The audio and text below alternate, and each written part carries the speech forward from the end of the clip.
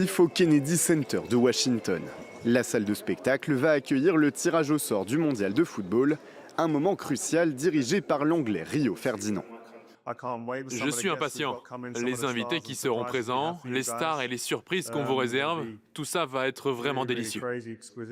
Des grands noms du sport nord-américain auront la lourde charge de tirer les noms des équipes. Chacun des 12 groupes accueillera 4 sélections, soit une par chapeau. Outre les hôtes mexicains, canadiens et états-uniens, le premier pot regroupe les meilleures nations mondiales. Dans les chapeaux 2, 3 et 4, on trouve les pays moins bien classés, ainsi que les sélections pas encore qualifiées, dont l'identité sera connue en mars. Évidemment, même à la FIFA, chacun a sa petite idée du vainqueur. Je vais dire l'Espagne. Tellement de talent, ils sont jeunes et énergiques. L'Angleterre sera, à mon avis, l'un des favoris de la Coupe du Monde. La France est aussi un super favori pour une raison simple. C'est le pays avec le plus de buteurs de classe mondiale.